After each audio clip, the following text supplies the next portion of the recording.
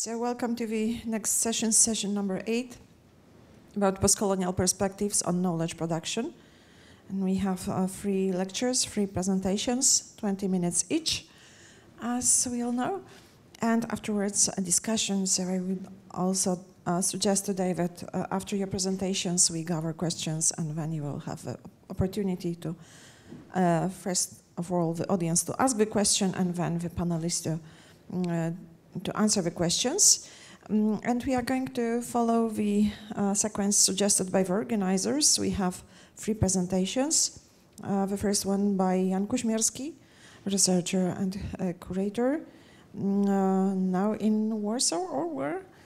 Yes, but also curator of exhibitions and projects in Poland and Germany. And then the second presentation will be by Marek Wasiński about the politics of knowledge production, Poland as post-colonial liminal spaces in the international legal order. Marek Wasiński is an associate professor in international law at the Łódź University in Poland, and will offer a fresh insight into international law. And then the third one by Tereza Hendl, who is a philosopher and bioethicist and researcher at the University of Augsburg and the Ludwig Maximilian University in Munich, and she will speak about refusing inter-imperiality towards Europe's East, a shift to anti-oppressive research. So we start with Jan Kuśmirski and the image of Poland in German history textbooks, mainly focus on images, if I understand well. So the floor is yours. Yes, thank you very much.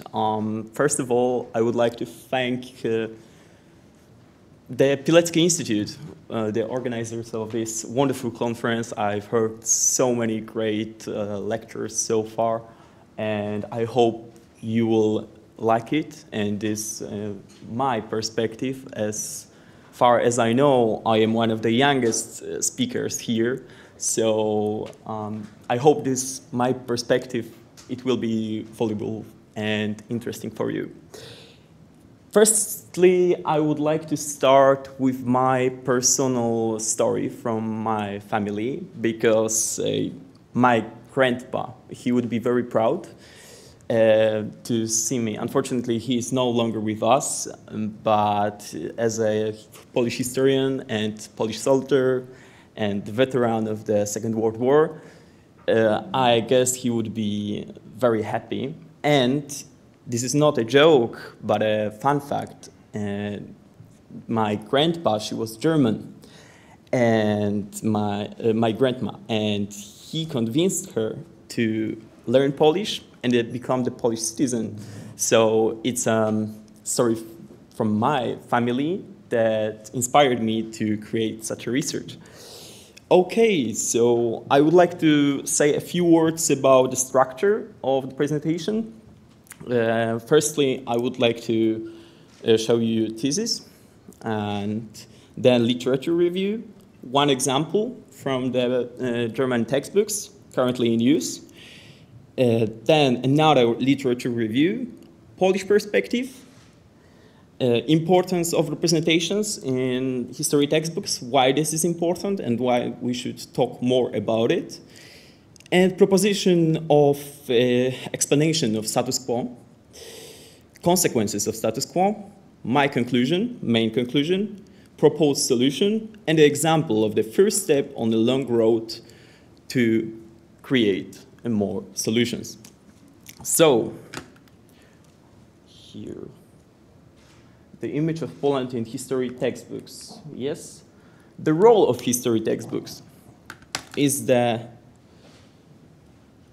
mainly the reification of the symbolic power of the educational institution, but as well as the medium that filters and stabilizes the knowledge of a given society and prepares it for the transition in the didactic process. So it's important to understand that the history textbook, it's not only the material object, but it has the symbolic power given by the institution, the educational institution. So that's why, as a source of information, it's, in my opinion, very important to analyze and interpret it. The colonial portrait of Poland in German history textbooks, and what I mean by that. This is my thesis, that Poland's role as a part of the larger German imperial project continues to shape its image in educational materials, reinforcing as a historical hierarchy that positions German as the dominant actor. And the representation of Poland and the Slavic East portrayed the region as a primitive, undeveloped, or empty space inhabited by a population doomed to remain uncivilized without external intervention. So this narrative is not much different from descriptions of the American so-called Wild West. And here is the example of the analysis done by Filip Drezen and Jana Jutkowiak. And the scholars, they've chosen three main features of the image of Polish nation in German history textbooks. The anonymity of Polish historical figures, depiction of the Polish nation as a passive subject, I mean passive subject in international politics, as for example, as the area of land, not a political actor, but the area. And the third one, and it's really important, generalization by describing Poland as the East, not as the nation, but as the East, as the region on the East side. And yes. So, here is an example. This one, the Geschichte, is now in use in Sachsenland. And nationalism and militarism in the empire also led to the marginalization of minorities. Ethnic minorities were subject to a policy of assimilation and Germanization, particularly of the borders of the empire, Poles, Danes, and Lithuanians.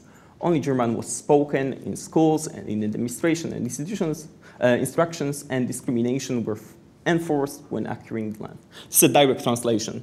And it's the only fragment where the assimilation and Germanization, not even the forced assimilation, is mentioned in the whole history textbooks. So what is basic knowledge in Poland about 19th century?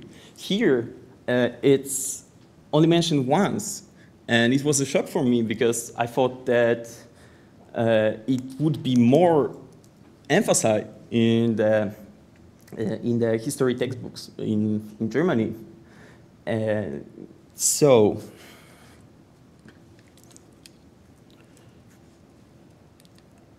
here is the fragment of the research done by Hanna Grzępa.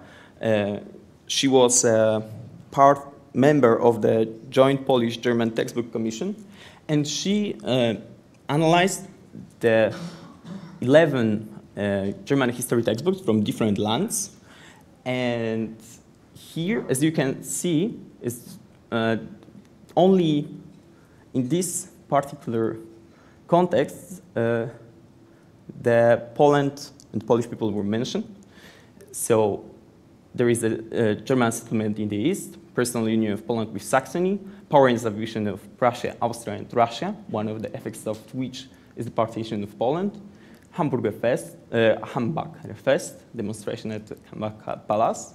Germany's territorial losses as a result of the Treaty of Versailles. Germany's foreign policy in the interwar period. Second World War, of course. Territorial changes after Second World War, the population displacement. Recognition by Germany of the German-Polish border on the Oder and Neisse as a part of Willy Brandt's Eastern policy. Gradual disintegration of the Eastern Bloc with the role of solidarity. Enlargement of the European Union. And as you can see, only Poland was mainly mentioned because of the foreign policy of Germany. So Germany is still the dominant actor here. Is that there is not so much about culture, about society in Poland. It's because of the relationship with a dominant actor.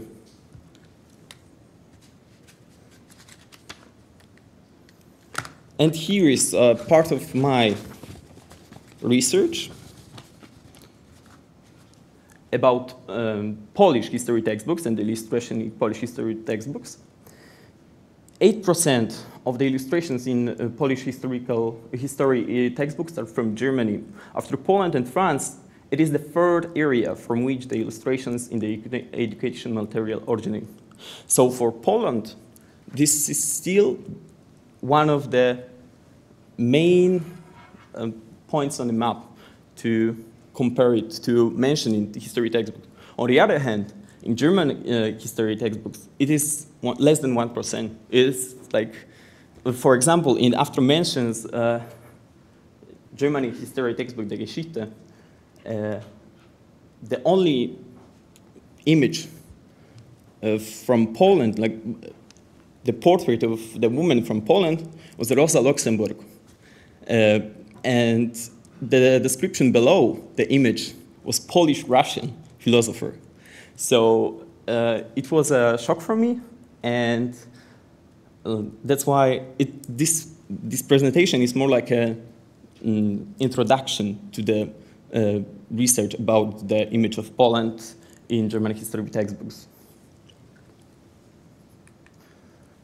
Importance of representations. Why this is important? According to Hans Bettling, images are not only carries the content, but also tools the shape of perception of reality. Illustration in textbooks are not mere additions to the text, but actively participates in the process of forming historical knowledge and collective identity. And what is even more important, that we should not focus only about the illustrations that are in history textbooks, but those who aren't, that aren't in history textbooks, that they are not mentioned and not emphasized.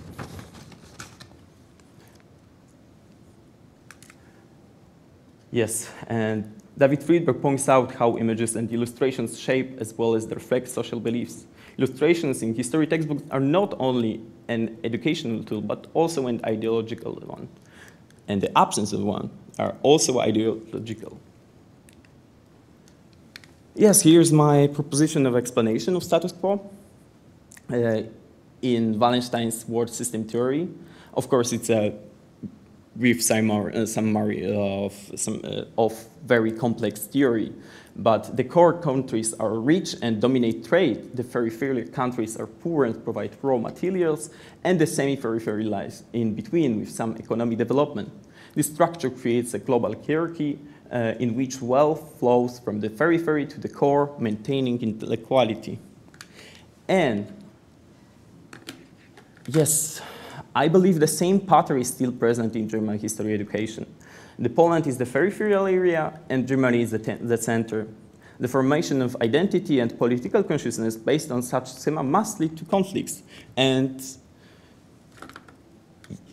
yes, this is my proposition of explanation. And the consequences of the status quo. Germanization, forced assimilation and discrimination between 1871 and 1914 are not problematized. This creates the impression of a natural continuum development of the empire.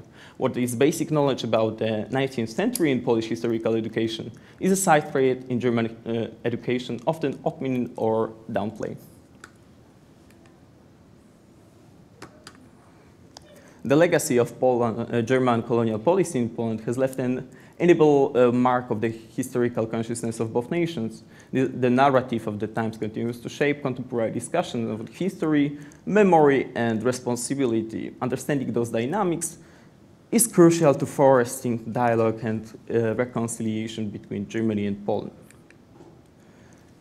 So, yes. In my opinion, it will, in the long term, it will lead to destabilization, the destruction of patient liberty.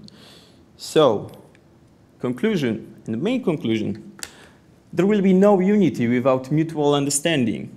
And what I meant by unity, I mean European unity without the long shadow of the Iron Curtain and the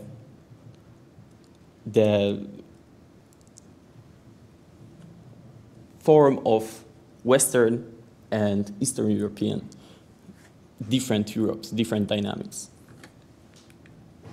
Solution.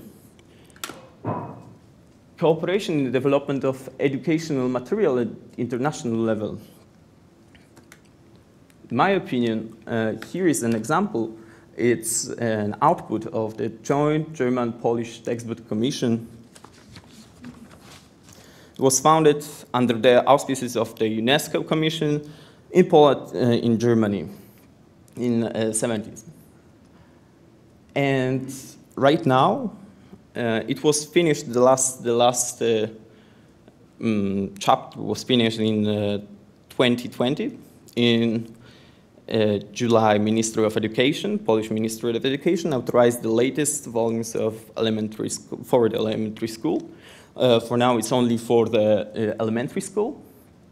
But I believe it's just a first step on a long road to create something new, to create a new dynamics in historical education. Thank you very much. Thank you for your attention. I hope it was interesting. Thank you very much. You reminded me of a picture from Polish textbook on history all the members of my generation still have in mind. Of course, I mean the famous picture of Adenauer in Teutonic Code. Unforgettable, really. And still, I think, impacting thinking about Germany, at least in my generation. So we proceed now to the second presentation by Marek Wasiński, specializing in international law, assistant professor at University of Łódź, the politics of knowledge production, Poland as post-colonial and liminal spaces in the international legal order. Good morning, everyone. Chair, thank you very much for this introduction, and let me also thank organizers for having me in this place so bustling with various ideas. Just recently, excellent paper. Thank you very much. Pleasure to follow you up. Paper on education. Before we had art, literature, history, politics. Well, so many issues. And now I would like to tell you a bit about, well, international law. And I can imagine that you're ready to say, who cares about international law? Does it really matters? Does it really matter? And, well, perhaps you know John Austin, 19th century philosopher of law, who said that international law is epiphenomenal. It's only positive morality because it cannot change the way states act. Well, but nonetheless, let me try to persuade you that international law somehow matters. And as the anchor point for this presentation, I picked up a sentence by Eva Thompson. Eva Thompson was already invoked this morning during the first panel. Eva Thompson said, she argued that the absence of Poland in colonial or post-colonial dialogue, this is the large success of the Soviets. And, well, the question is why? The question is, well, there are many reasons, economic reasons, political reasons, educational reasons, historical ones, and so on. But I would say something more. If we consider, let's consider colonial or post-colonial discourse as an exercise in the construction of identity. If we are prevented from participating in this exercise, if we cannot create our own identity, who are we? Well, obviously, Eva Thompson would be very glad to be here today, because As I have already mentioned, coloniality, post-coloniality is omnipresent in various disciplines. But believe me, international law, the scholarship of international law trails far behind. The term coloniality is perceived as a parochial notion. International lawyers in Poland used to abstain from this discourse, and I have a pleasure to be one of perhaps 2 or 3 scholars of international law who tend to initiate a new movement, SWALE, so the Second World Approach to International Law. And along with my colleague from Central University in Vienna, Dr. Patryk Labuda, we organize in February next year perhaps the first international conference on SWALE. And this presentation is well, a part of this emerging trend in scholarship. Well, the scope of this presentation is very moderate and very humble and very limited, because I'm not going to talk about entire discipline of international law in Poland. I would like to focus only on textbooks. So a good follow-up. Considering the first presentation during this panel, my conclusion, I'm aware that my conclusions are quite nebulous, quite tentative, and that's why I would be really appreciating any critical comment. I will follow in 3 parts. In the first, well, this is a kind of self-inspection. So I will begin with presentation of basic assumptions I made kicking off this project. Secondly, I will present basic findings I have after perusal of 4 very popular Polish textbooks of international law, and I will conclude very briefly. But before principal assumptions, I would like to start with a personal memory. August 1991.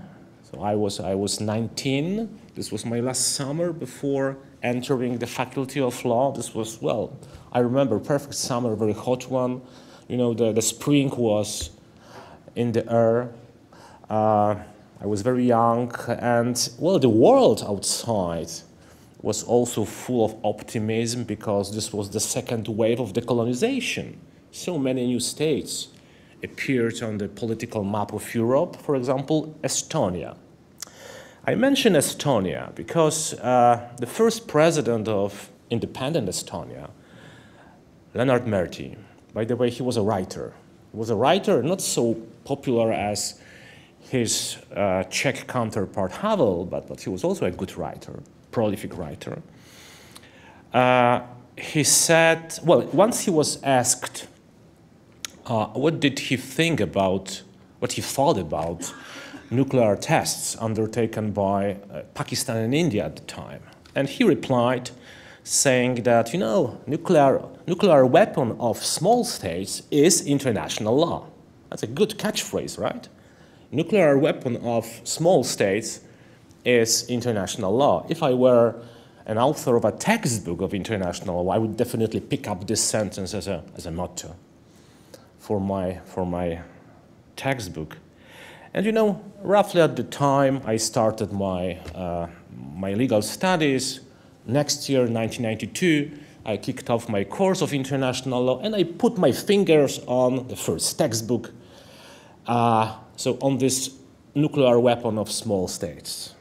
And the question I posed to myself is how this textbook influenced my perception of international law. Okay, so enough for the introduction. What about these assumptions I made beginning my intellectual enterprise? There are 3 of them. I believe that for all of you who are acquainted with post-colonial studies, they are quite obvious, but let's state them. First of all, I follow James Fawkes and Michaela Heilbronner, they famously said that in 1989, Poland was too Eastern to become a part of the West, and, well, too civilized to be perceived as a part of, well, uncivilized world or the global South. So in other words, Poland was, as you have said, using this Wallensteinian toolbox, Poland was semi-periphery, neither civilizing, nor neither colonizing, nor colonized. Who were we at the time? And my second assumption is that law and international law matters. You know, as you remember, I kicked off this presentation asking you that, do you think that international law matters? And when you observe all those predicaments in Sudan, in South Sudan, in Ukraine, in Yemen, you tend to think perhaps that international law has no force. But please bear in mind that law in general acts not only in a causal way. Because we used to think that law is all about causality. So the main function of law is to attribute certain consequences to certain acts and to certain behaviors. And when we are focused on this causal function of international law, well, obviously, sometimes international law fails. But we have to remember that law has also different other functions. For example, mythical function. So, believe me, international law can create and can destroy certain myths. Think, for instance, about the myth of human destiny under the Universal Declaration of Human Rights, 1948. Well, we tend to think that human rights were always there. No, believe me not. This is a myth created by non-binding resolution of the United Nations. Think about the myth of common destiny, of common historical destiny of the members of the European Union, the myth created by the law of the European Union. Have you ever read the preamble to the UN Charter? No? So please try. You will see that there is a myth of international community or international society. So, well, international law can act mythically. So this was my second assumption. And my third assumption directly refers to the first presentation today of this session. You remember I have mentioned that in 1992 I put my fingers on my first textbook of international law. Was this encounter meaningful? Can textbooks shape our mental maps? Well, I think that yes, the answer is positive for at least two principal reasons. So we have to remember that for all those guys finishing law faculties, for judges, diplomats, public officials, textbooks of international law are the only chance and the only object providing information about international law, right? And textbooks work as, I would say, makers and markers of international law. A very powerful epistemic force of these textbooks. For instance, they tell the student, where is international law? International law is here, but not there. International law is this, but not that. And moreover, and this is very, very special and very unique, textbooks can tell you what is important in the field of international law and what is absolutely non-important. So they create blind spots, and they, I would say, circumscribe the worldview in the context of international law. So as you can see, this last assumption makes us very close to Willard Quinn. Willard Quinn said, if I remember, that our perception of the world is deeply, strongly mediated through the conceptual framework we have. And as I have already mentioned, students of law, all those judges, diplomats, and public officials, they take their knowledge of international law from textbooks. And this is, well, again, quite close to Michel Foucault. I like very much what Foucault said, that knowledge is not made for understanding, knowledge is made for cutting, so for circumscribing worldviews. And frankly speaking, well, I am a scholar of a social science. International law is a social science, but I hate that. This feeling that my knowledge is not objective, but this is purely subjective act of intellectual violence. Well, so here we have three premises. And having these premises in mind, I analyzed 4 textbooks widely used in Poland, textbooks of international law by Polish authors, and I have 3 findings. What do you think about the first finding? What do you think about the relationship between international law and politics? I believe that most of you are not lawyers, so possibly you are inclined to admit that international law and politics are deeply entangled, right? Well, so let's take a look into Polish textbooks, and, well, we can find this entanglement between law and politics, but only in historical parts. And these historical parts usually, well, always ends in 1945, so the end of the Second World War, the creation of the United Nations, adoption of the UN Charter, and apparently the reader has an impression that since 1945, international law is purely, strictly legal. Politics is definitely not involved. So here we have a kind of idealization of international law.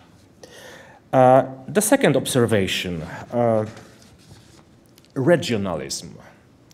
Regionalism is presented in Polish textbooks of international law as something wrong, as something undesired.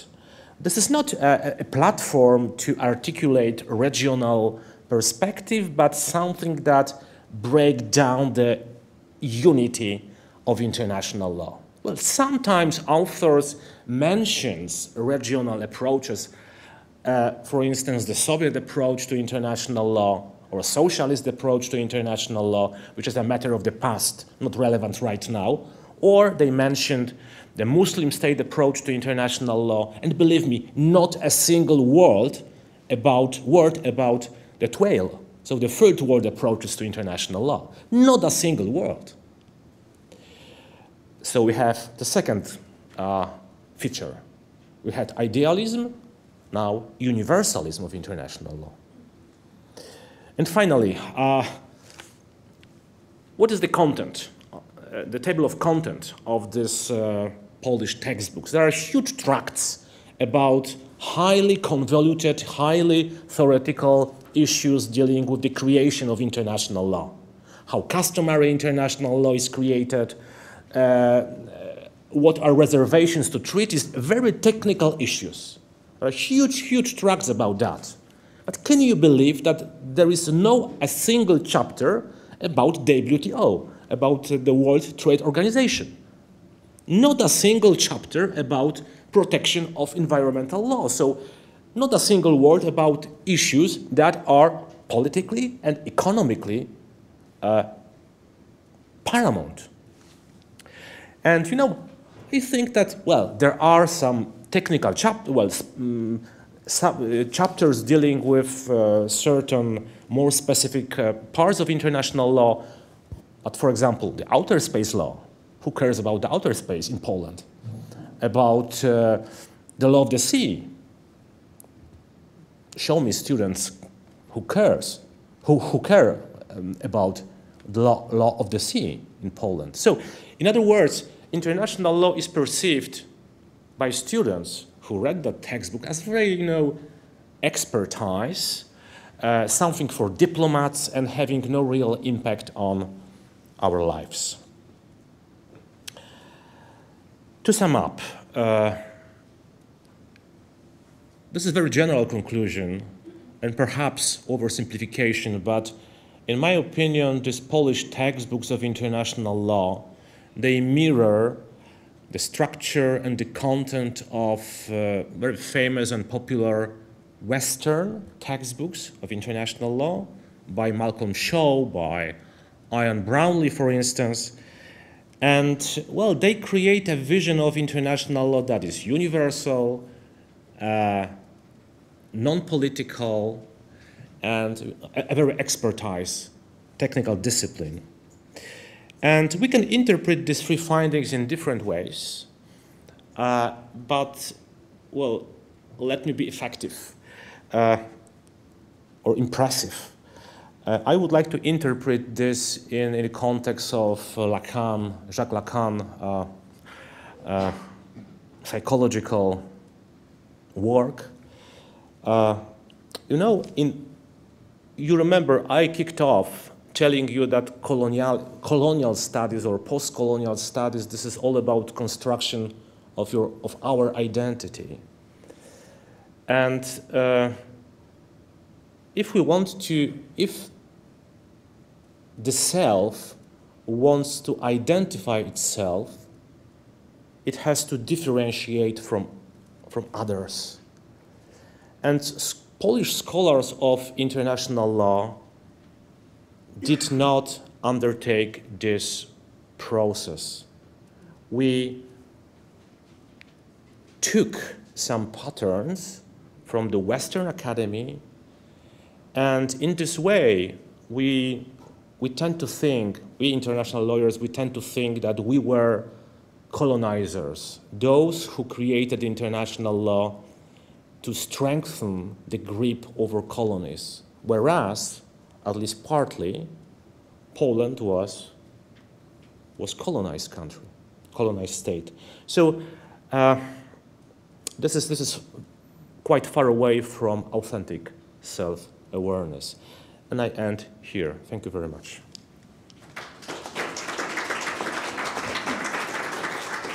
Thank you very much, and I'd like to invite Tereza Hendl, who will speak about refusing inter-imperiality towards Europe's East, a shift to anti-oppressive research.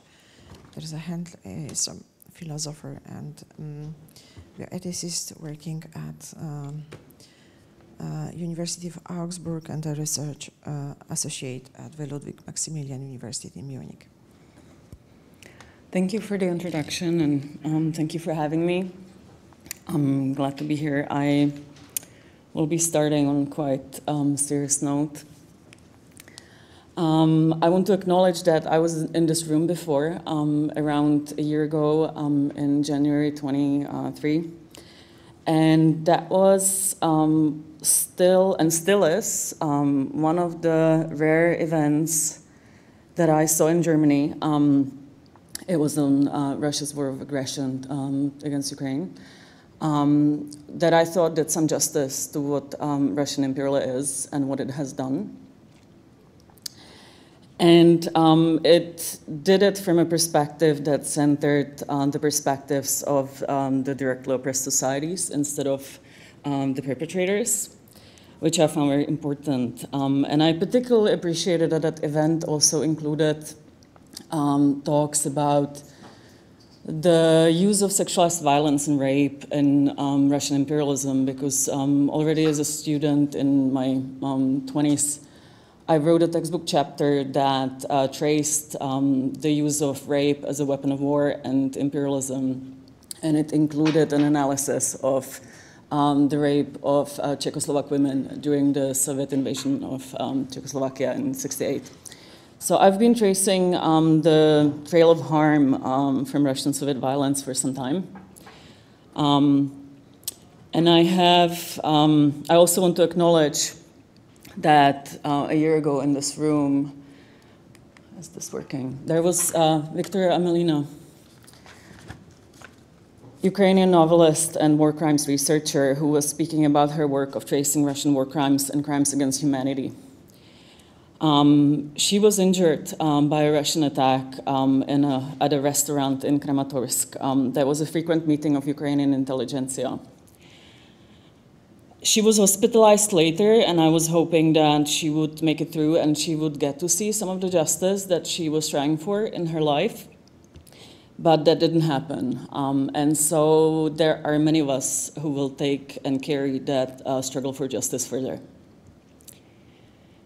I'm a moral and political philosopher, which means that I do engage with politics. And despite of the fact that even academia expects political philosophy to not get too political, speaking of jokes, I think this is one. That basically we are expected to be polite and not ruffle too many feathers. I think that would be a definition of me failing at my job. But I think that, sadly, that is what a lot of political philosophers have been doing when they were approaching Russian imperialism, or rather not approaching it. My other discipline is bioethics, and I think that also requires engaging with politics, because bioethics is a discipline that claims to be about the protection of life. And how else do we want to protect life if we do not want to take a stand against imperialism and a trail of genocides? Today I will be speaking about the philosophy and ethics that does take a clear stance against injustice. And I will be in particular speaking about the production of knowledge and how important it is to do justice to the knowledges of the oppressed as a path to epistemic justice, but also justice in material life. Now, for those of you who are not in epistemology, it is and social epistemology in particular, it is a subdiscipline of philosophy that deals with the ways how we produce knowledge and how systemic and structural inequalities shape the way that research and knowledge is produced and the things we get to know and from whose perspectives. And I always start these talks by reflecting on the historical fact that debates on Europe and in Europe have been typically produced in a way as if the eastern half of it was not a site of knowledge production at all, or one that is not worth familiarizing with. In my field, almost nobody knows any Eastern European thinkers and philosophers. And this leads to a massive epistemic gap and gap in knowledge, as well as the distortion of knowledge in dominant debates, because they are done in a way that the East is theorized from the outside, typically from the West, resulting in troubling forms of representation. This is a paper that we recently wrote with colleagues, an interdisciplinary team of colleagues from Ukraine, Czech Republic, and Kazakhstan. And we are tracing what do dominant debates on Russia's invasion of Ukraine look like in the field of international relations. And we argue that the debates are characterized by, first of all, the dynamic of West-plaining of a non-Western context, owning to the fact that academia is structured in a way that Western knowledge within its profoundly unequal structures is considered more expert kind of knowledge, as if it was impartial, objective, reliable. So Western scholars often get to position themselves as expert on non-Western contexts, often even when they do not have extensive qualification on those contexts or even know the languages.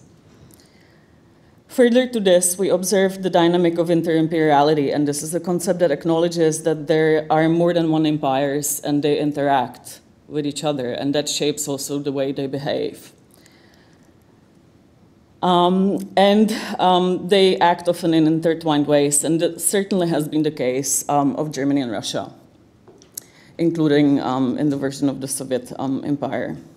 So we observe in this paper that we see Europe's East, as well as large parts of Asia that are decolonizing from Russia, or still colonized by the so-called Russian Federation, theorized from Western perspectives that dominate the debates, and through Russia-centric frameworks and perspectives that treat Europe's East as, Russian sphere of influence. Against the will of Ukrainians and fellow populations who have been affected by the ongoing legacy of Russian imperial and colonial violence, erasing our agency, our scholarship and expertise, speaking over our voices, and promoting harmful solutions that enable Russian empire and coloniality of knowledge, in which Russia constructs itself as owning some sphere of interest and asserts a dominating view on the peoples it occupies.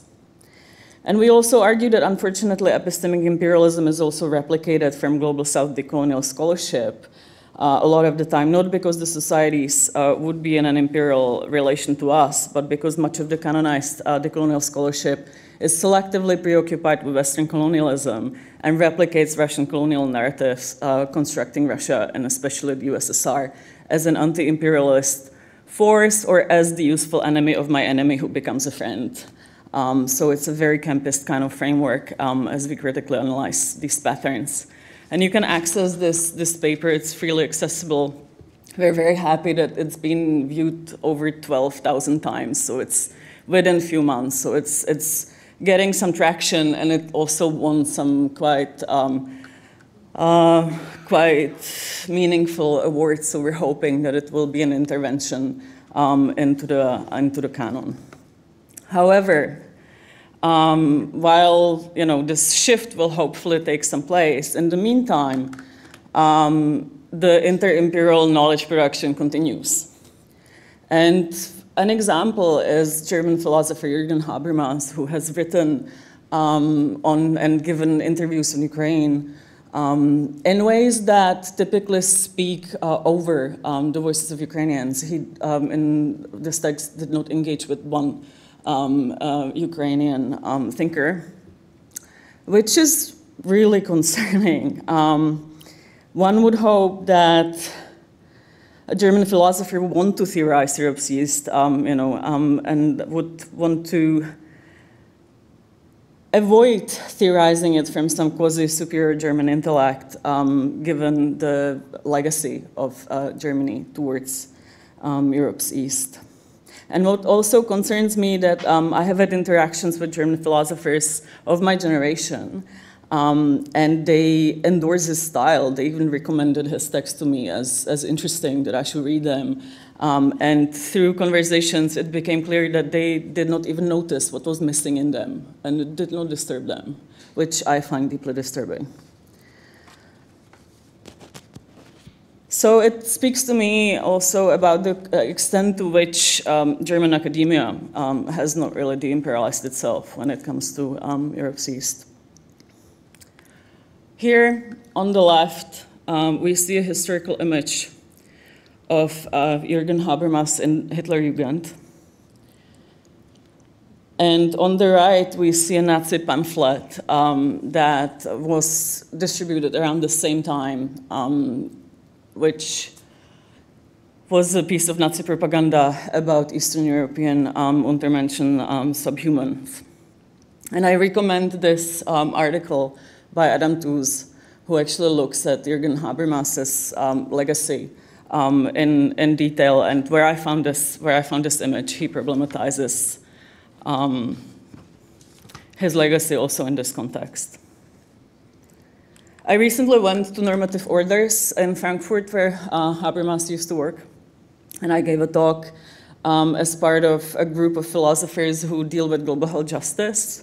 I spoke about Eastern European, East-West European inequalities in the context of global unequal COVID-19 pandemic outcomes, and I was speaking about how the structures of extractivism and exploitation of people from Europe's East and Europe's West created disproportionately high mortality rates that some of us also come to theorize as a case of necropolitics. And in the discussion at normative orders, there was a quite young German philosopher who said that Germany didn't have a colonial legacy like Anglo countries.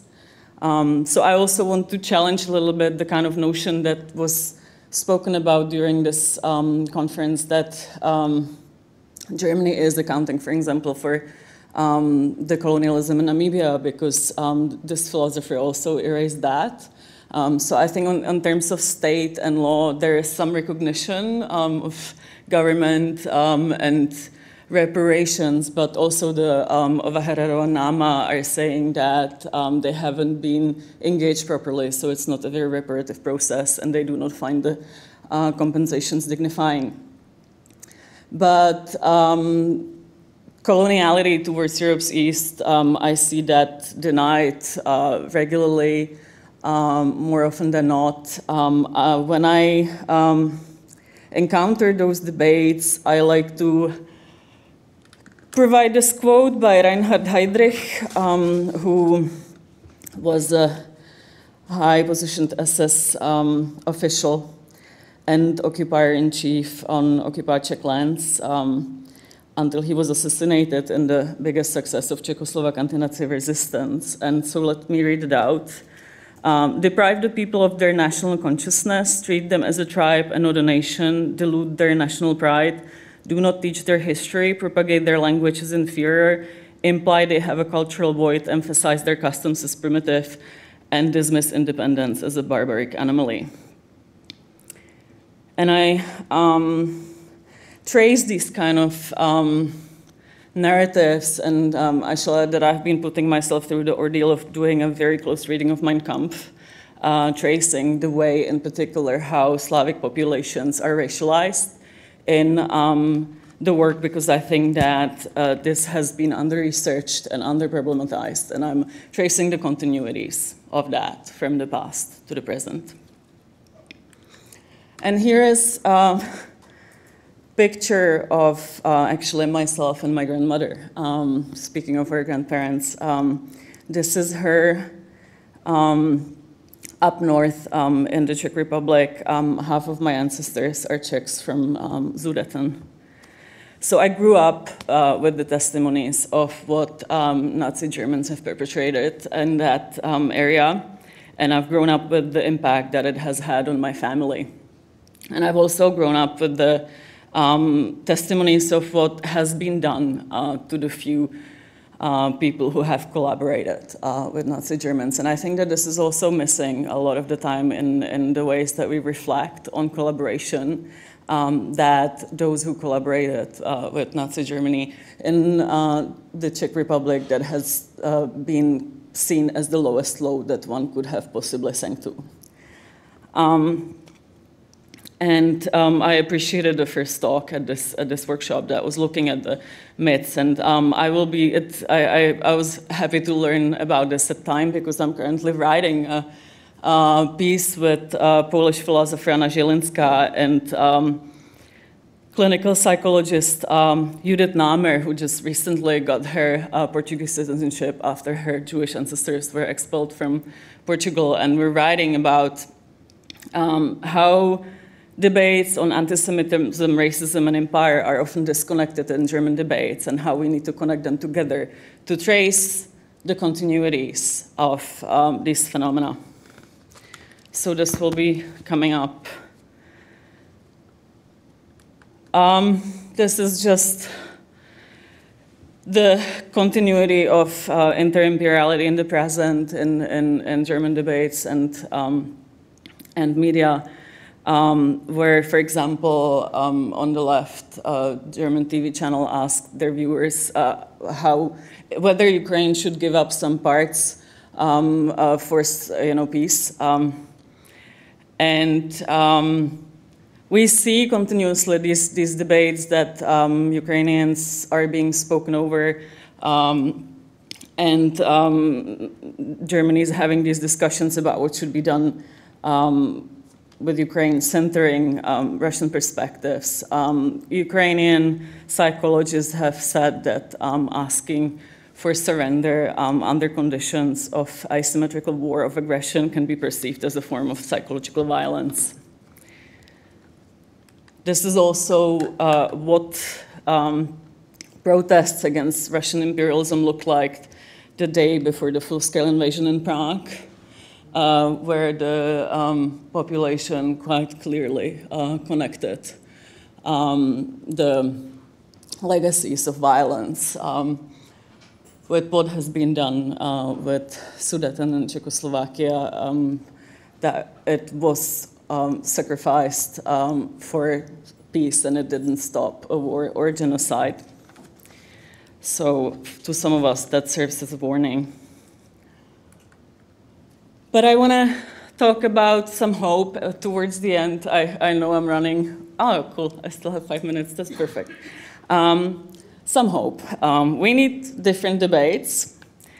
The inter-imperial patterns are not really acceptable, neither from the perspective of justice, nor because they really inhibit knowledge and specifically they create epistemically oppressive patterns where the knowledge of the oppressed is erased or marginalized and spoken over. So we need something else. And so a number of us got together and in response to the Russian invasion of Ukraine, the full-scale one, we founded the Ruta Association for Central, Southeastern, and Eastern European, Baltic, Caucasus, Central, and Northern Asia Studies in Global Conversation. We registered in Ukraine. We got our first conference in June called Renown Regions from Within, because we wanted to get together and reclaim and reknow and re-own the regions that we're speaking about in ways that center the knowledges of people who live in them and the long traditions of our scholarship, art, and social justice movements and resistance. And we are here to stay. You can become members. You can join us. This was our first conference in the Carpathian Mountains. I ran a panel on gendered imperialism and the path to liberation with some really interesting international feminist thinkers, because I also run the Central and Eastern European Feminist Research Network. So if you're interested in debates on gender justice, come to me, and I'll tell you how you can find your community, because I think we're often alienated and gaslighted, especially if we work sort of and often as minorities in Western academia. We need communities of people who actually will understand us and validate what we're saying, and this is one of those communities, both Ruta and the network. So you do not have to be alone if there are any emerging scholars who are facing this. We're here for you. And I was recently voted on the board, so I'm also now have some power to shape what we will do with this institution. And this is a picture of some of the people who were there. We also, I have to say, are here for difficult conversations and more global conversations. Here on my right is Kavita Krishnan. She's an absolutely incredible Indian Marxist feminist, and she actually left the Indian Communist Party after 30 years in protest against the party's refusal to engage with Russian colonialism. So I waited half a year to hug her when she was on a panel. On the right is Botakos Kasimbekova, who's a Kazakh historian who actually initiated the founding of Ruta. And on the left is Palestinian scholar Sarah El-Bulbaisi. And we had a panel on trauma together where I spoke about trauma in our societies, and she spoke about trauma in Palestinian society.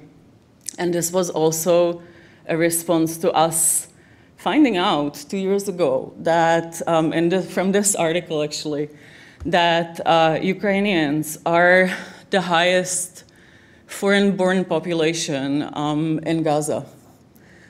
And these are Ukrainian women who met their Palestinian partners when they studied in Ukraine, and then they followed them in the Gaza Strip.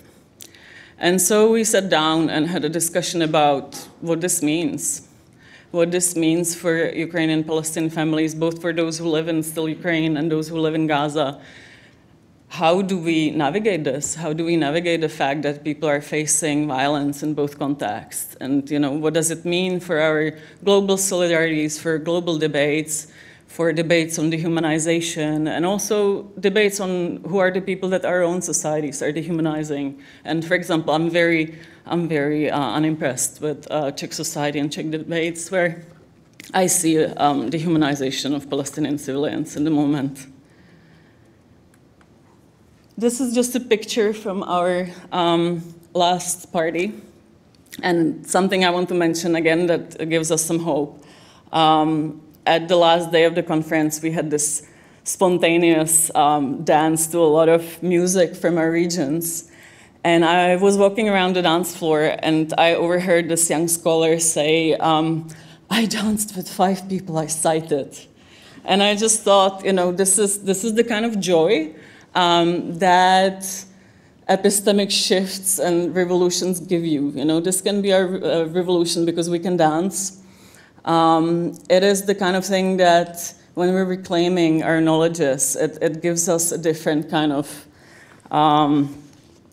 atmosphere. And that is what imperial knowledge production cannot offer. It doesn't offer you joy. It offers you dividing and conquering, and that is not creative or imaginative. And this is why our next conference is on imagination. And it will be again in Carpathian Mountains next June. We have a deadline for submission on November 1. So if you want to send us an abstract, now is the time. And I will be in the programming, so I really look forward to reading your suggestions. So please join us. That's it for me.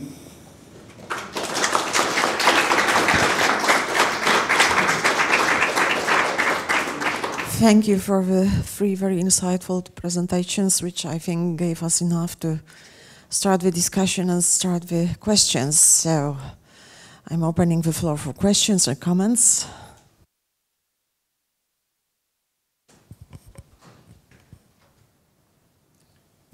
Thank you. Thank you for 3 amazing presentations, first of all. And I've got the questions to Jan and Marek.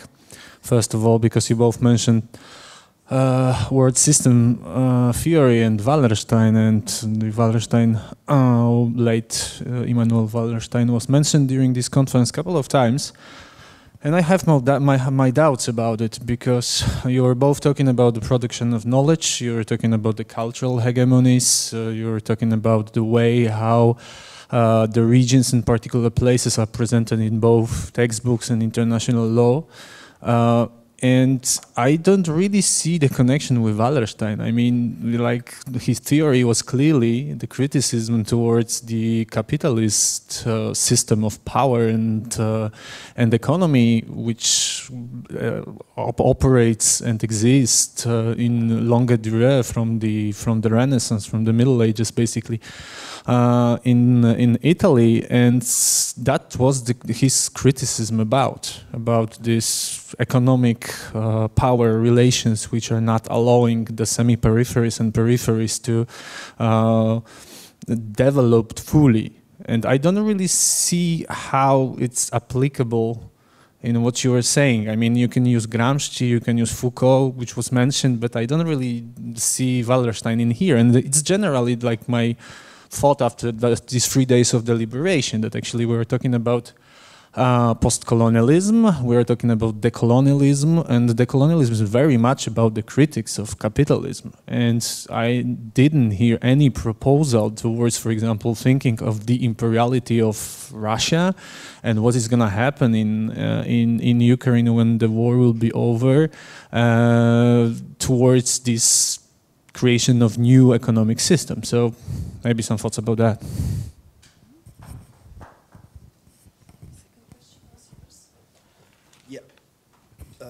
Yeah, I have a, yeah, it's a question, but more like a commentary for Dr. Wasiński also.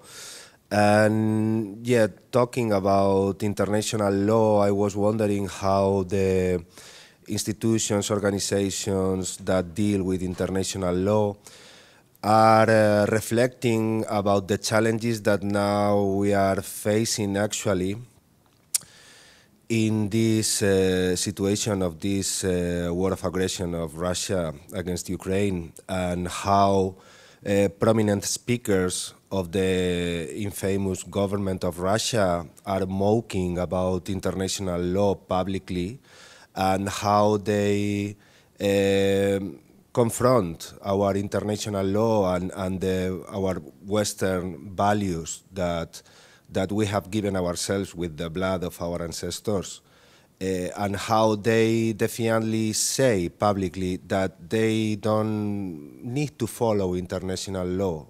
How do the institutions and the thinking heads of international law take this challenge, and what can be done towards this? And I think this is quite deep and meaningful, because we are talking about, of course, the war of aggression and the crimes against Ukraine and the war crimes against Ukraine, but not only that, it's everything that is around, but it's this challenge for the whole Western world. So maybe, yeah, a comment about this could be helpful. Thank you. Yeah, thank you so much. I have a question for Tereza.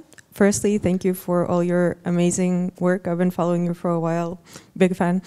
I have a question on how we take these conversations on epistemic injustice from the very academic level onto a more practical level in terms of conversations with, for instance, the media. Like, I just finished my PhD in Denmark, and I'm originally from Ukraine, and the amount of questions, and I do research on Russia, like critical feminist research on Russia, the amount of questions I've gotten on my objectivity has been, I mean, absolutely insane. And how I am able to stay objective while doing this research and stuff like that. So how do we take these very abstract conversations from the academic level onto a more, yeah, I mean, public space, media-related level? Thank you. Thank you. So I would suggest that you start answering now, and then we see if we have more questions. Who wants to start? Thank you very much for all questions. Let's begin with the Wallenstein. Well, I fully agree that Wallensteinian system theory is all about economy. But don't you think, sorry for answering to your question, posing another question, but don't you think that academic production is also a kind of economic activity? I believe that most of you or some of you are academics, and you know these processes, you know, getting grants, getting high ranked, you know, publishing in high tired journals, etc., etc. So this is all about economy, to be higher than my peers, than my colleagues, to be better somehow, to get benefits. This is all about economy. And, well, the question is how the liminal position, semi-peripheral position of, let's say, Poland influences the academic production. There is a book published recently by Marton Demeter, he is Hungarian author. He provides numerous statistics dealing with social sciences. And he, for example, he analyzes top-tier journals in social sciences, and only 1% of them can be linked to Eastern and Central Europe through, for example, editorial board or the publishing house, etc. Well, I can imagine that the statistic is approximate, but nonetheless, the statistics is telling The question is why? Don't you think that symbolic capital is important? Do you think that University of Łódź I represent has the same symbolic capital as Harvard University? I don't think so. I don't think so. And, well, this is cultural and ideological matter. Wallenstein used this, neutral phrase, semi-periphery, right, or liminal space. But let's be blunt. There was Swiss historian Gonzague de Reynaud. He lived in the first part of the 20th century. He said that, well, Europe should be distinguished, civilized Europe should be distinguished from the uncivilized rest. But at the same time, Europe is not equally civilized. There is civilized West and less civilized East. And he directly stated that international law, European civilization in general, this is the product of the European Europe, so the West. Well, this is a huge symbolic capital beside.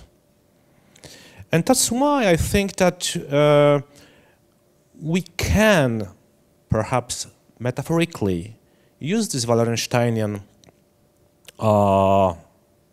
apparatus in order to start to talk about the position of Central and European academia within the universal field of struggle. This was my point. And moreover, this semi-peripheral position also implies what I call double exclusion. When you, well, in my opinion, there are two principal streams of narrative in international law. One stream is the mainstream one. So the mainstream approach, well, created and navigated by the West, the Western West. And the second one is TWAIL, so the third world approach to international law. Central and Eastern Europe is in between, is absent from this dialogue, from this dynamics. And this also impoverishes possibilities of knowledge production for scholars from Eastern and Central Europe. We are nowhere. We are nowhere. And moving on to the next question. Well, this is well, inspiration and anchor for a long conversation, but well, we all face these failures of international law. Apparently, they are all around. Gaza, Ukraine, Sudan, as I have said before. But in order to understand why international law fails, we have to remember that the system of international law is horizontal. Well, if you are not international lawyers, you are mostly acquainted with domestic legal system, which is vertical. So law is imposed by the sovereign from above. We have to comply. We don't have a choice. But international is horizontal. International law is based on agreements between states. And there is no power, no hierarchical structure able to impose international law on Russia, for instance. That's why the concept of balance of power, political concept, is so important. We follow international law as long as there is a certain balance of power. And you know, I wouldn't blame Russia entirely for the collapse of international law in the security field right now. Well, obviously, believe me, I don't defend Russian blatant violation of international in Ukraine. No, this is not the point. But perhaps Russia decided to ignore international law because United States in 2003 blatantly breached international law invading Iraq. And you remember Polish reaction there at the time? I remember reports in televisions, experts in TV discussing how would it be good if Poland had occupation zone in Iraq? Can you see that? Colonizers. Like, you know, these little minions, you remember minions, these sweetie yellowish creatures. They were sweetie and defenseless, but they seek, you know, the evil to protect them, to join the evil. And, well, you have asked about how international community, international institutions react to the blatant violation of international law by Russia, for instance.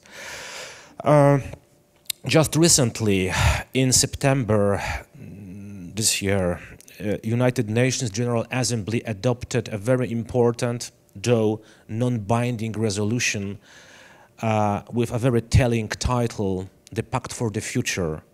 This is not a very long document. Please Google this document and try to just peruse this document. And there are some challenges identified ahead of international community, and one of them is impunity. Impunity of those individuals who breach international law, just like President Putin. There is a threat, there is a challenge. And, well, talking about Putin, there is a plan that International Tribunal on the crime of aggression would be instituted under international treaty between the government of Ukraine and the Council of Europe. So there would be an institution, possibly, with jurisdiction to bring Putin, Lavrov, and company to justice.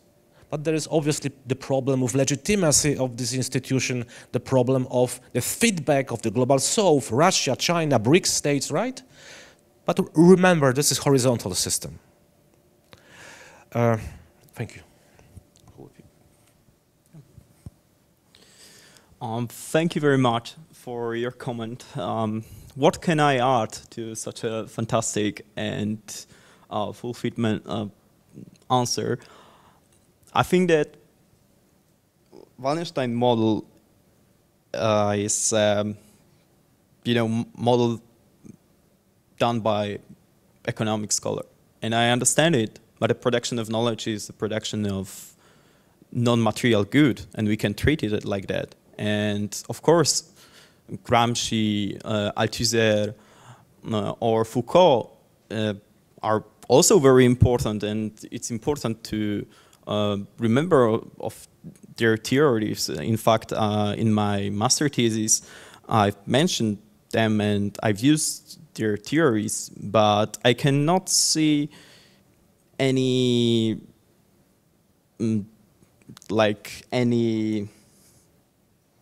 some sort of negative sides of using this pattern and this form of using of this theory in this context. For example, Gramsci, his theory about cultural hegemony, ideological hegemony, is also deeply rooted in economic perspective, and so why cannot we use the Wallenstein?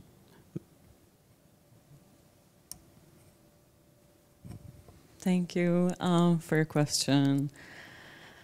I think that we somehow have to engage with public debates and be really vocal outside of academic spaces. I completely agree with you. One of the things we are also trying to do with Ruta is broaden the debates and invite artists and social justice practitioners. So we're widening the scale, and hopefully it will also make some impact. I think it also broadens or makes a shift towards an acknowledgement that we need materially informed knowledge. And this is something also that I really come to appreciate the work of Czech philosopher Hanna Havelková, who was actually one of my first teachers, and also the reason why I have become a philosopher, because she actually represented some kind of reference point that I could relate to within a very sort of patriarchal field and discipline. that had no respect for women's intellect. And she said that she actually critiqued also amazingly the dynamic within international feminist debates, which is also something that I do. And she wrote actually about American feminists that they were doing theory without reality, because they didn't engage with the thoughts of women in Eastern Europe, but they started theorizing our lives and histories.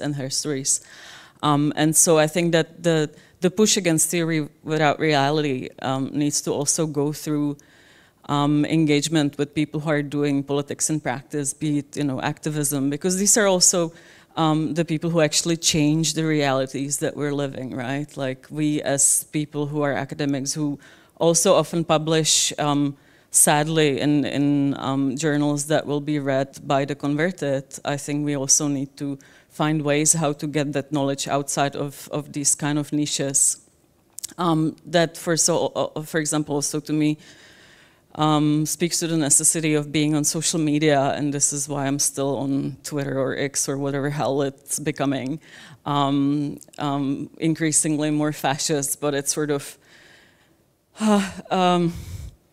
I feel like we need to take up that space and not completely vacate it, because that's also a way of resisting, as long as we can, because it also can be bad for one's well-being and mental health, and a lot of us know what we're facing in those spaces. I've had my fair share of experiences with that. But I think that it's important that we really will take up space, and that we will not take the advice of our patronizers to be polite, because nothing has ever been changed through politeness. Nobody has given anybody their rights for politely asking for them. That is always a very difficult struggle that is considered impolite, and that one, is punished for, because speaking truth to power is never popular and never, really widely appreciated by those who are in proximity to power and in positions of power. So you will always do something that will make you unpopular, and somehow we need to sadly learn how to do it. And I think building communities is one of the ways of doing that, because one should not be doing this alone. Like we can organize, and we can come together and have networks that are supportive, so that we don't face the violence, the epistemic violence and other violence on our own.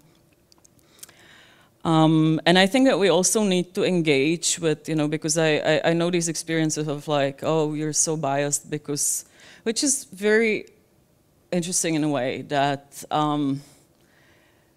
speaking on context that one isn't from is considered less biased than, and from positions of power. So I think we also need to,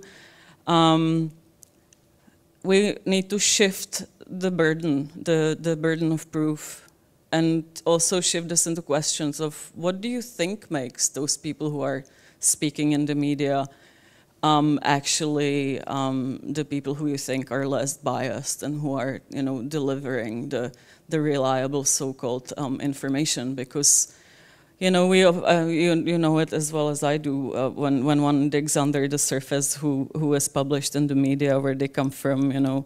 Like again we find these patterns of inter-imperiality. It's Western speakers, but then always the articles that you see are most outrageous written about Ukraine are written about Russians employed in Western media.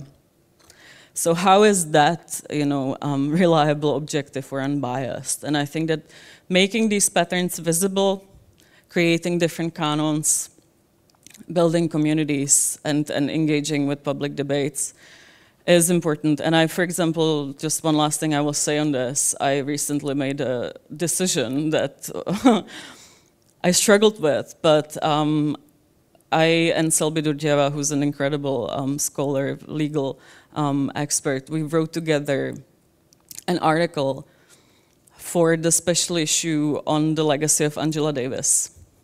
And I respect Angela Davis as a Black feminist scholar and abolitionist and liberation thinker, but she has an absolutely troubling legacy when it comes to the way she has written and spoken about the USSR and people who have been occupied by it, including Czechoslovak political prisoners. And she was appealed to by a Czechoslovak prisoner, Jiří Pelikan, and refused to engage with him in a discussion about Czechoslovak and other political prisoners who were oppressed by state-organized socialism and Soviet occupations. And so we wrote a paper together with Selby about this legacy. We also noted that she has actively replicated really, really troubling colonial views about Central Asia that also border on genocide denial.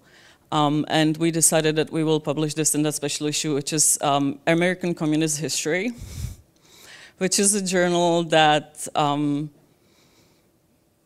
has on its cover hammer and sickle, which I actually really struggle with, that I will be published under such cover. But I made a decision that I will do that for the sake of preaching to the unconverted, because this is read by a very different demographic that I would otherwise reach if I published in journals that were friendly to me. And by the way, none of the journals that published me were friendly to me. And to start with, I have stories, even about the paper that is now winning.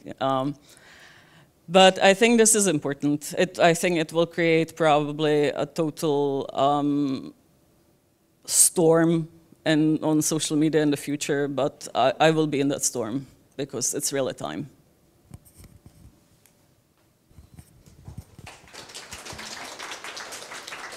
Thank you very much. We still have some time for questions.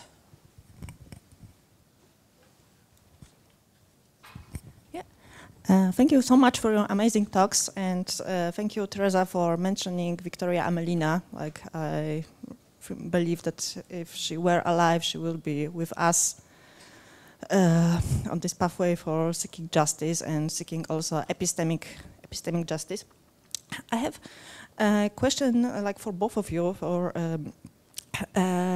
concerning how to proceed with colleagues from, let's say, the global south.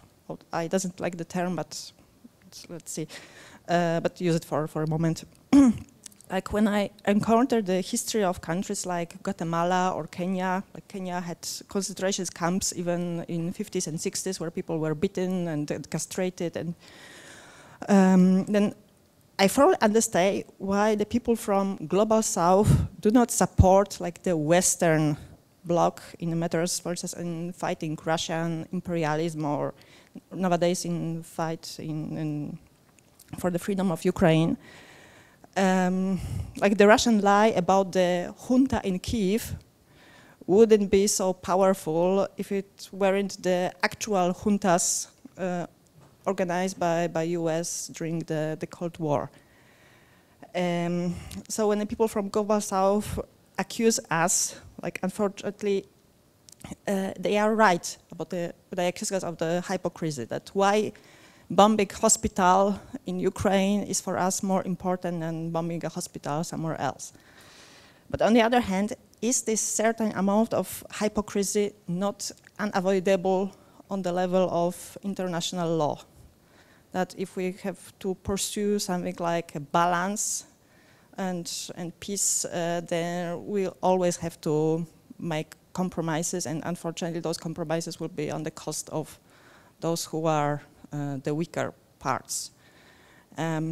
What are your reflections? What are your experience in that matter? What are your discussions? We're very grateful to hear. Thank you. Any last question?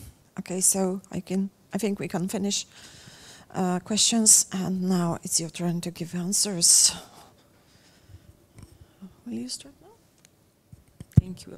It's working. Thanks for the question. I think it's super important for us to engage with global Souths. I've been in those debates for quite some time because I also had the opportunity to study the anti-colonial studies and post-colonial studies quite early. I found it really interesting. So I somehow found my way into the classes already in my undergrad, and I was lucky to have professors actually at Charles University in Prague who were teaching it in really interesting ways.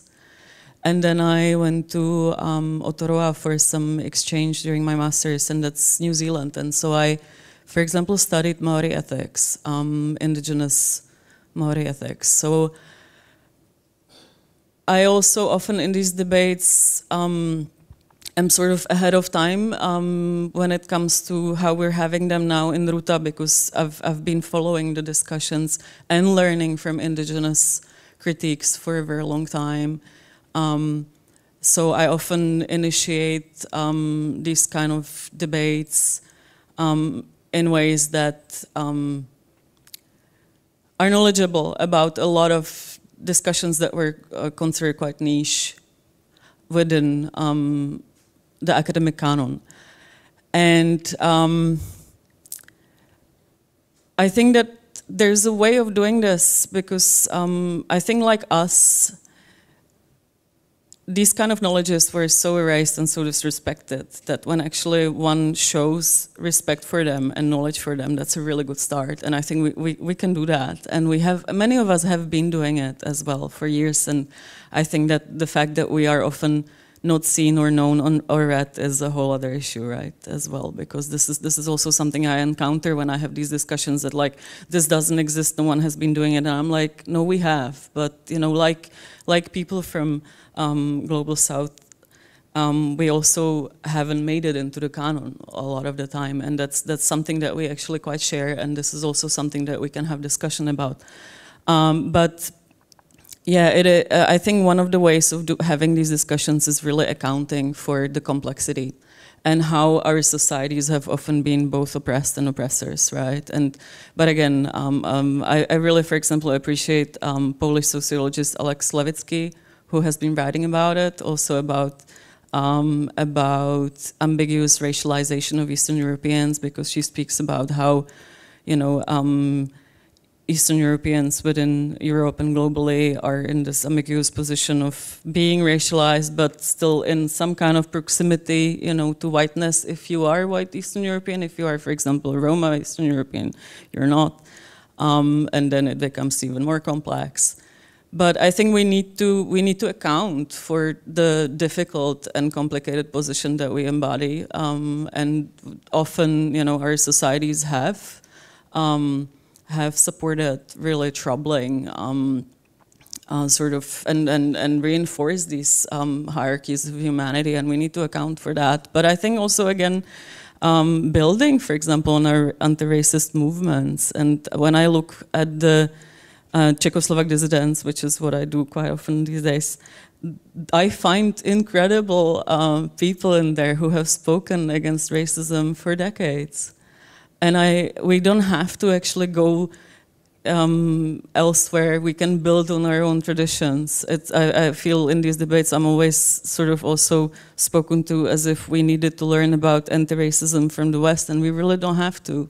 We can go into our own sources and our own traditions of resistance and see what people within our societies have done and how we can inspire and how we can build on it in these international discussions. Absolutely, to me, they're core.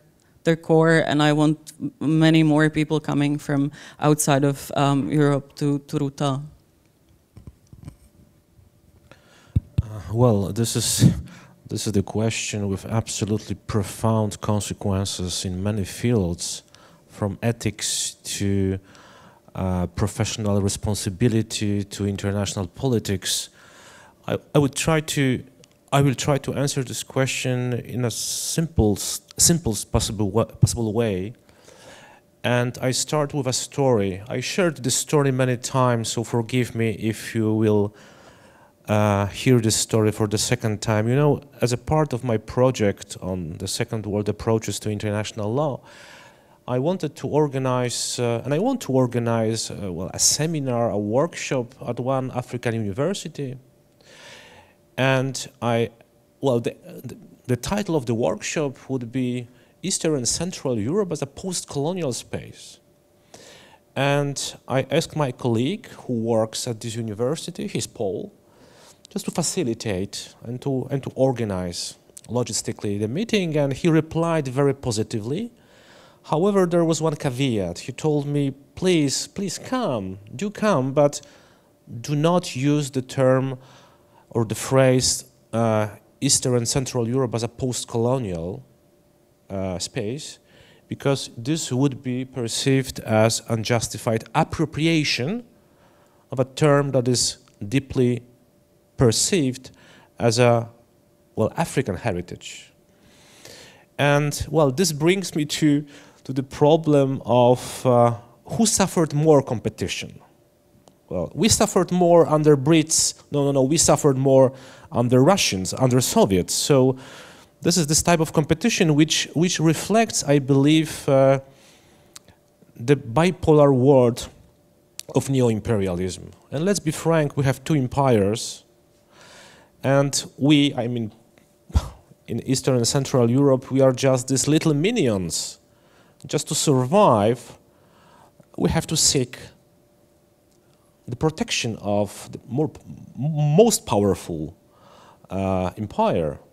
So we picked up the West.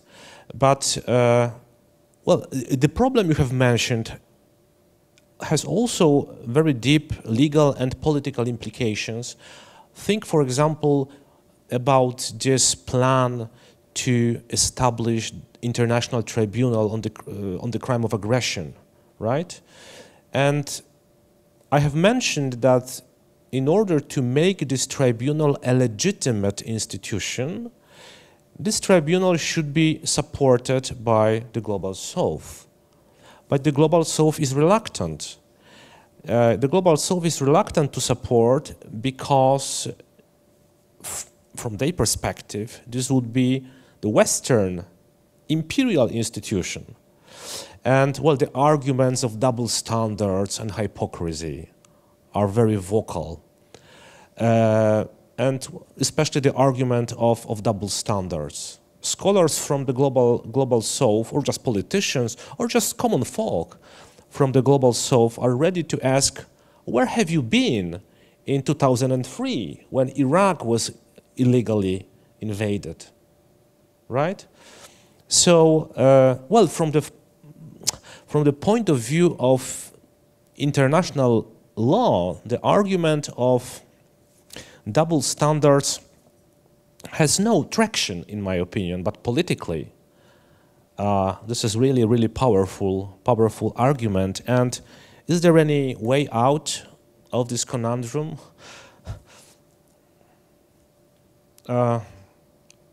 And this brings me to the last issue. I touched upon this problem during my lecture. What is the role, what is the position of an academic? Should we be autonomous and impartial observers or activists? I don't have a clue right now, but sorry for being poignant, but we should do our best to bridge these gaps between Eastern and Central Europe and the Global South through conferences, workshops, just showing our positions. Let's be honest, this is very human. This is utopian, definitely, this is utopian. But we have to be honest in respect of our past, our present, and our plans for the future. Jan, do you want to add anything? I can just add one thing about Polish history textbooks, because according to my research, 95% of the illustrations in Polish history textbooks for high school had the origin in the so-called North regions. So, I mean, Europe and North America. So we have a lot of work that need to be done. Thank you. Just to add also from my side, I had a different experience than you have, because in my case, the students from Ghana who were doing the MA at my university, they were actually one of the first people who attracted my attention some 10 or 15 years ago.